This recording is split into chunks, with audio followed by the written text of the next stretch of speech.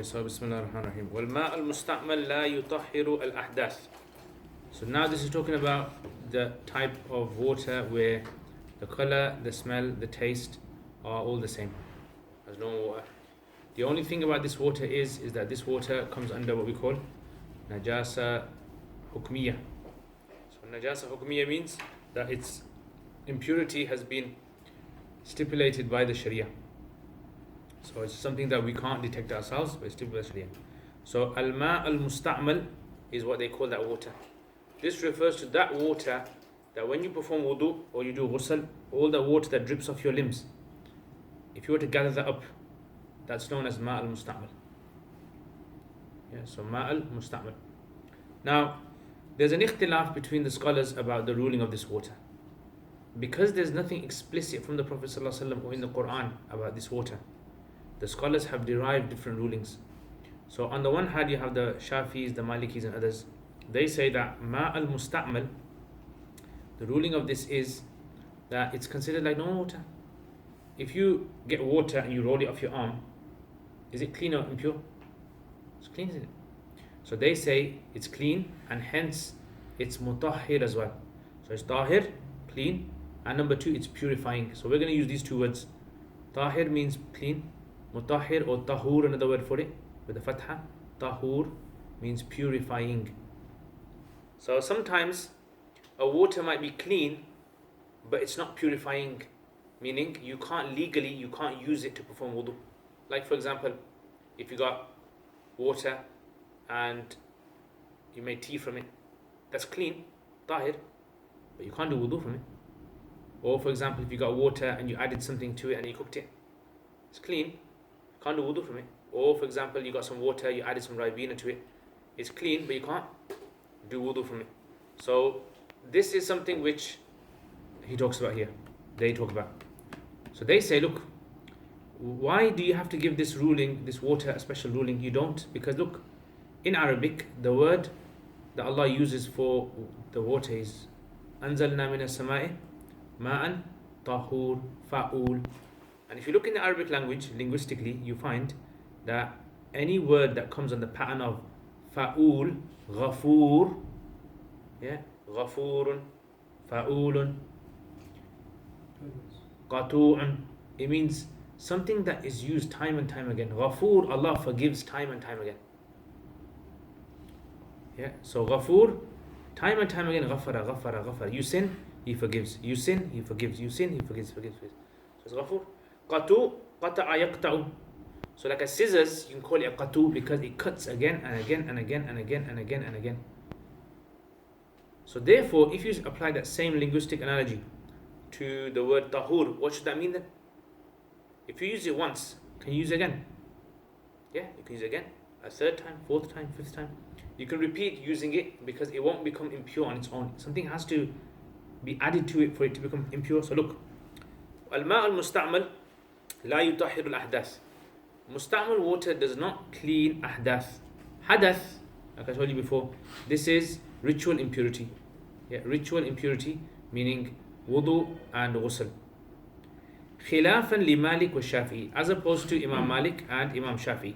So Imam Malik and Imam Shafi, they say huma yaqulani, they say inna at-tahura ma yutahhiru ghayrahu marratan ba'da ukhra. So inna at-tahur, that thing which is tahur is what? Ma, what? Or everything that cleans something else, purifies something else time after time, like the word qatu, just like the word qatu. So the word qatu is what? Fa'ul. Yeah, tahur. So that word qatu is used for repeatedness. So therefore this should be as well. Okay, now what do the Hanafis say? The Hanafis, there's several opinions. So we're going to break it down to three opinions, the Hanafis. In the Hanafis, you have one of the senior students of Imam Hanifa, who was Imam Zufar. Then you have Imam Muhammad's opinion. Then we're going to look at Imam Abu Hanifa rahimahullah's opinion, okay, about this water. So first of all, what does Imam Zufar say? Imam Zufar says this. He says, look, it's very important you understand what Imam Zufar says because it's linked into what Imam Muhammad says as well. So Imam Zufar rahimullah, he says this. He says, if you look at one aspect of it, one aspect of it demands that the water is clean, and the other aspect of it demands that the water is impure. So there's two aspects of it, he says. So first of all, he divides it like this. He says, you look at the person, let's say a guy who's got wudu already. He goes and he just wants to refresh his wudu because he's feeling hot, or maybe many hours have passed, so he wants to repeat his wudu. This is called wudu ala al-wudu, performing wudu upon wudu. And this is something, by the way, wudu ala al-wudu, according to the fuqaha, they say this is something that's desired for a person to do, refresh his wudu. However, if a person does it, then they should perform an act with that wudu so that that wudu does not go to waste. Otherwise, it might become israf, excessive usage of water. So for example, you go to a mosque, you've done your wudu, you walk away, you think to yourself, I'll do it again.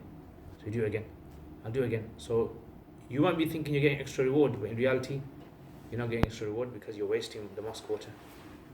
Does that make sense? Because it's public property. So this is why they say wudu ala al-wudu is rewarding if, like, I do my wudu, then I read some Quran, and then I go later on do my wudu again and I pray some salat. That's when it's rewarding. So anyway, he says that, look, if the guy has already performed wudu, he's clean, and this guy goes to the place of wudu, performs wudu, is his body clean? Yeah, innit? So if water was to run off his limbs, that water shouldn't become impure. So because of that, he says that a person who has wudu already and performs wudu again, the water that drips off his limbs is going to be tahir and mutahhir. Everyone got that? Yeah, tahir and mutahhir. So only if he has wudu. Only if he has wudu. What if he doesn't have wudu? Doesn't have wudu, he's gone to the mosque. He goes, sits down, performs wudu, water is dripping off his limbs and it's collecting in a bowl. What about that?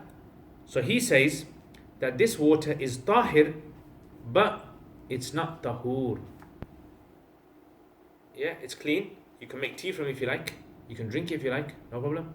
But it's not tahur, it's not purifying. You can't repeat, you can't give it to your friend and say, here, use this water to do wudu. Does that make sense? Okay, why is this?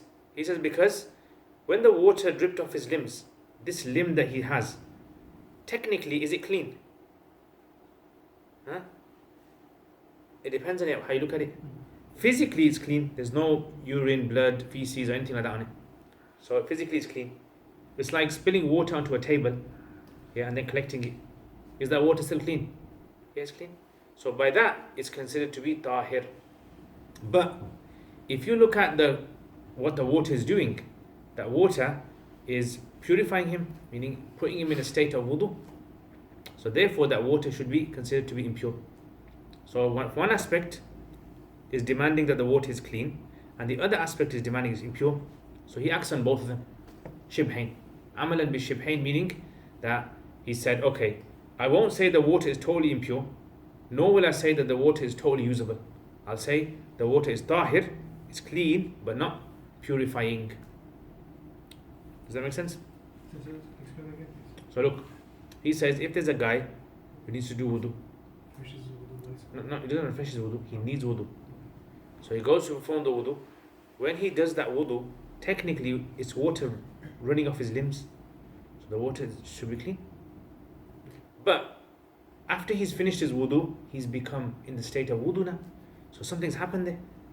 So therefore, because of those two aspects, one aspect is the water is clean, the other aspect is that he should be impure. The water should be impure. He says we call it clean and not purifying. Tahir, غير tahur, or غير mutahhir. So look, he says, he says, وقال زفر, Imam Zufar says, وهو أحد قولي الشافعي, which is one of the two opinions of Imam Shafi'i. So Imam Zufar says, in other words, Imam Shafi has two opinions in his madhab. One opinion is that, like we said earlier on, with Imam Malik, and the second opinion is with Imam Zufar. Now, Imam Shafi never met Imam Zufar because Imam Zufar died in the year 148 or 47, and Imam Shafi was born 150. So This is his two opinions. What is the opinion? In kana al-musta'milu, if the guy, the musta'mil, the user, if he is mutawaddi in the state of wudu, fahuwa tahurun. Fahuwa means the water should be considered to be tahur. Okay. Wa in kana muhdithan, what if he's muhdith? Yeah, what if the musta'mil is muhdithan? Fahuwa tahirun. Then it, what's it? The water is tahir. غير طهور. طاهر غير طهور. So it's clean, but it's not purifying. Why is this for? Because he says لأن الأدوى, the limb of the body, is طاهر حقيقة, physically. Yeah, physically is considered to be طاهر. وباعتباره, and based on that, yeah, doing قياس on that, يكون الماء طاهرا, the water should be طاهر. ولكنه نجس. However, he, the man, is what? Impure, isn't he? So the damir there goes back to the man. لكنه is najis. He is najis. Wait a minute, how is he najis? Hukman, Islamically, legally. Legally he is considered to be najis, that's why he can't pray salat. Yeah, so لكنه نجس hukman. وباعتباره, and based on that ruling, based on him being najis, يكون الماء نجسا, the water should be najis as well. How? بانتفاء الطهورية فقلنا. So he said, what we say eventually, the summary of his research is in بانتفاء الطهورية, that the vanishing or the disappearing of the tahuriya وبقاء الطهارة. So purification has gone, disappeared, but the purity remains. عملا بالشبهين, by acting upon the two aspects. Amalan bi ashibhain. So practice acting on the two. Everyone understand the two? What do you mean by the two? Yeah. Okay. Next, the next is the opinion of Imam Muhammad now. So Imam Muhammad says exactly the same thing as Imam Zufar. In other words, the result is the same. What was the result of Imam Zufar's? Huh? Yeah. Good. So in other words, if a guy is a muhdith, the water is going to be considered to be tahir, but the water will not be tahur. That's the end result. But the way he reaches that, he has a different approach. He doesn't use the same analogy as Imam Zufar. So what does he say? So he says this, look. He says, water, when water meets his body, that water is pure. It's meeting something pure. So pure meets pure equals pure. Yeah. So technically, the water should be pure. However, what's happened here is this. When a person does wudu, it's different from him just washing his hands for dinner. Let's say, for example, you do your wudu. Yeah. That wudu that you do, it's a ritual. Yeah. It's what we call a qurba. It's a way for you to get closer to Allah. But when you wash your hands before you eat food, that's not necessarily ritual. What's that? That's just something, you just want to clean your hands so you can eat food. Hands might be a bit dirty. So what he's saying is, here's this, that when a person does wudu, what happens is, he's gone into a state of ibadah. Qurba, you call this. And what happens, the Prophet ﷺ mentioned that when a person does wudu, the water drips from their face, and then all those sins that they looked at are wiped away. And then the water drips from their arms, and all the sins that they touched wiped away.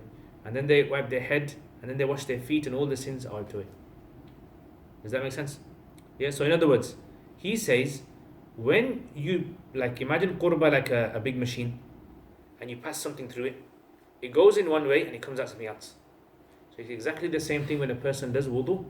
That when you perform wudu, what happens, that water that was clean, tahir and tahur, it went one way, and then when you finished with that water, what happened? The sifat of that water changed. The attribute of that water changed because of the sins disappearing and because you becoming closer to Allah. So something has to, spiritually, something has to happen to that water. This is why, wudu is considered to be an ibadah. It's considered to be a way you get closer to Allah. And our teacher used to say to us that when you perform wudu, make sure you do your wudu well. Yeah, do it well, because the wudu has an effect on your salat. So if you rush your wudu and just put the tap on and quickly just rush it, you'll see the effect of that in your salat. And if you sit down calmly and you don't waste water and you wash your limbs correctly, like the hadith mentions, ahsan al-wudu'a, then you'll see the effect of that, like not only in your salat, but the Prophet ﷺ said, every step a person takes to the masjid, Allah will remove a sin and Allah will raise a status. And that's the effect of just doing good wudu. So this is why good wudu is what you should aim for. And try to do wudu at home without using taps. Yeah, try to sometimes use like a cup and just fill it up and just do wudu. The Prophet ﷺ used to do wudu from a mud, which is equal to about 700 milliliters, 2 Coke cans. Yeah, so about 2 Coke cans or one of the big energy drink cans, one of those, you should do wudu with that. So you try doing with that and you'll see the effect of that after a few days.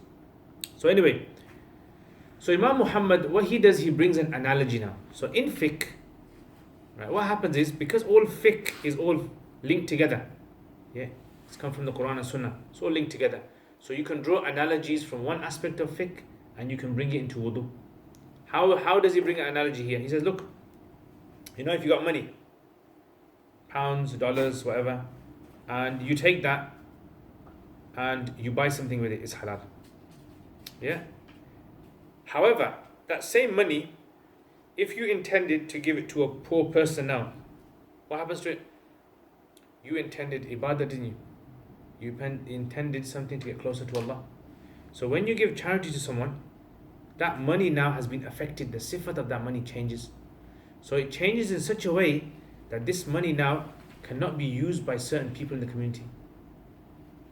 You've given it a sadaqah, zakat. People who are, like the Prophet ﷺ said, that him and his family are not allowed to take sadaqah. And anyone in his progeny, they're not allowed to take charity. Yeah, so it has that effect on it. So malu sadaqah, he says, malu sadaqah. Originally the mal was tahir, it was usable, it was clean. But once you intended to give it as sadaqah and zakat, then the sifat of that mal changed. And he brings that analogy over into water as well. So this is exactly what happens, or very similar to what happens when it comes to water. Everyone understand? Okay, so let's read. He says, وَقَالَ مُحَمَّدْ وَهُوَ رِوَايَةٌ عَنْ أَبِي حَنِيفَ. Look at this now. وَهُوَ رِوَايَةٌ عَنْ أَبِي حَنِيفَ means Imam Abu Hanifa also said this. So Imam Muhammad has taken this opinion, but he's taken this opinion from his teacher Imam Abu Hanifa. What was it? هُوَ طَاهِرٌ. The water, it is clean. غَيْرُ طَهُورٍ. Not purifying. لِأَنَّ مُلَاقَاتَ الطَّاهِرِ الطَّاهِرَةِ.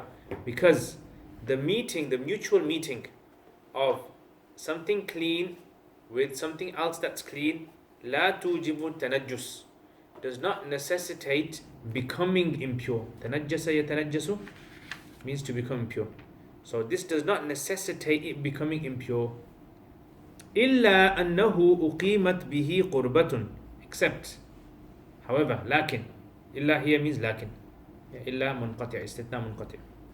However, أنه أقيمت به قربة. That he or it, who is ضمير الشأن, that an act of worship has been established through that water. فَتَغَيَّرَتْ بِهِ صِفَتُهُ. And hence, the sifat of that water, the attribute of that water has changed. كَمَالِ الصَّدَقَةِ. Just like the wealth of sadaqah. Yeah, مَالِ الصَّدَقَةِ. So you have مَالُ الصَّدَقَةِ, and you put it through that process, like we said, give it a charity. It was normal in the beginning, but once you gave it a charity, now the attribute of that water, mal, has changed. Okay, everyone got that? Okay, next. The third opinion in the Hanafis now. The third opinion in the Hanafis is the opinion of Imam Abu Hanifa and Imam Abu Yusuf rahimahullah. They say this. They say, Ma al-musta'mal is impure. End of story. It's impure. So they've gone like the other end of the spectrum. Whereas the Shafis and the Malikis are totally on the other end. Yeah, they say no, it's totally impure. Why do they say that for? So look, first of all, they got a hadith. The hadith, we mentioned this before. Yeah. لا يبولن أحدكم في الماء الدائم. Yeah. What does that hadith mean? The Prophet ﷺ is saying, if you have a pool or pond or a little puddle of water, don't urinate into it. You understand that? Do not urinate into a puddle of water. So why is that for? What's that got to do with mal musta'mal? So this is neither pure or ideal. Nothing. If it touches you, you get impure. Yeah, they're saying that mal musta'mal is impure. If you were to pick it up again, your hands become impure, like picking up urine. Yeah, like that. Come on. So la yabulanna ahadukum fil ma'i. What's that got to do with urine? Is something else. So what's that got to do with this? So what they're saying is that actually is not mentioning the full part of the hadith. The full part of the hadith is that none of you should urinate in stagnant water, nor should you take a bath in it. That's the part of the hadith that he wants to quote. What does that mean? That urinating in water, we know, will make water impure. Put that to a side. What about taking a bath in water? Why did the Prophet ﷺ tell the Sahaba not to take a bath in stagnant water? So they say, the Hanafis, Hanifa and Yusuf are using this to show that if you take a bath in stagnant water, that water is going to roll off your limbs and it's going to become impure. Why would the Prophet ﷺ prohibit someone from doing something that doesn't result in anything? Why would he? So he obviously has to result in something. So in other words, what they say is that this hadith shows us through isharatun nas, that if you're not allowed to do ghusl from it, then it means the water must become pure if you did do. That's the first. Everyone understand that? Okay, the second dalil is this. Look, imagine I had this table here, and on this table there was, let's say there was some feces, yeah, and I got water and I spilt it over that feces, and then I collected that water up again. What's the ruling of that water? It's impure, isn't it? Why? Because water has passed over physical impurity, najasa haqiqiyya, and so the impurity effects of that feces has transferred into that water. You understand that? So they say, if that analogy works, if that ruling works there, when a person needs to do wudu, his body is in the state of najasa, but it's a religious najasa, it's a legal najasa. Yeah, it's not a najasa which is haqiqi. It's something that Allah has told us, the Prophet ﷺ has told us that is najasa. If you were to pass water over that limb, then just as that water that passed over the feces should become impure, so likewise the water that drips off the limb should become pure as well. Because they're both najasa at the end of the day. One is just haqiqi, one is hukmi. Everyone understand that? Yeah. So okay, look at this now. وقال أبو حنيفة وأبو يوسف رحمهم الله هو نجس. هو, what's هو? The water. The water is najis. Why? لقوله عليه السلام لا يبولن أحدكم, none of you should urinate في الماء الدائم, in stagnant water. Al-hadith. Why did it say al-hadith? Meaning the full hadith.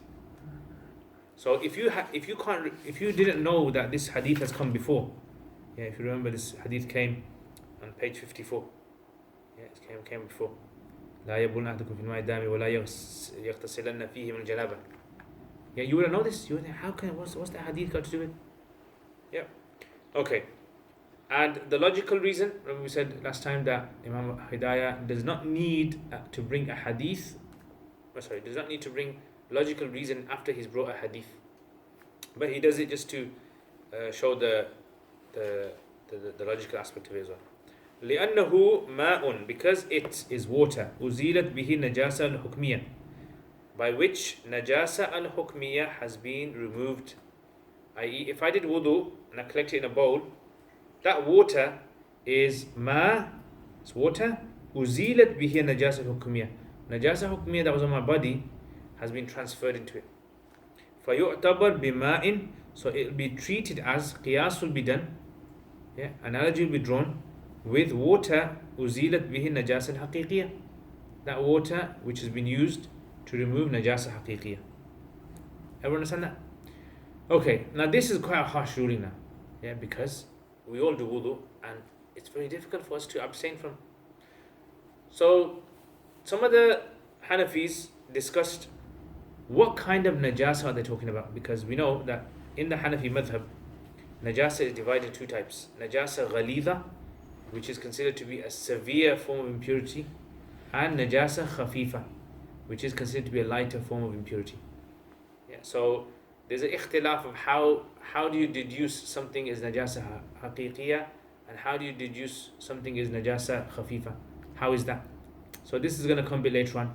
Yeah, that they say, some say that it's to do with if there's an ikhtilaf, a valid ikhtilaf between the madhabs, whether something is pure or impure, then you reduce the impurity of it to khafifa, light. And some say no. If there is an ikhtilaf in the dalils, then you reduce the impurity. Have you got that? Okay, so Imam Hanifa rahimahullah has two opinions that I narrate from him. One opinion that his student Al-Hasan narrates from him, and a second opinion from Imam Abu Yusuf. One opinion says that it's ghalidha, and the second opinion says that it's khafifa. Yeah, two positions on this. So look at this. ثم في رواية الحسن. Hasan, this is Hasan bin Ziyad al-Lu'lu'i. This is one of the younger students of Imam Hanifa. So ثم في رواية الحسن عن أبي حنيفة أنه نجس نجاسة غليظة, that it is najis, that the water is impure. What kind of impurity? نجاسة غليظة. Why is that? اعتبارا, by doing qiyas onto الماء المستعمل في النجاسة الحقيقية. So ماء المستعمل, if you compare it to water that's being spilt onto najasa haqiqiyya, what does that tell us? It should be in the same ruling, i.e. najasa ghalidha. Okay, وفي رواية أبي يوسف, however, in the opinion of Imam Abu Yusuf rahimahullah, وهو قوله meaning his statement. His statement meaning Imam Abu Hanifa. أنه نجس نجاسة خفيفة, that this is treated as najasa khafifa. Why? لمكان الاختلاف, because there is scope for ikhtilaf there. Everyone got that? Yeah, so because there's scope for ikhtilaf, then the ruling is not as severe as before.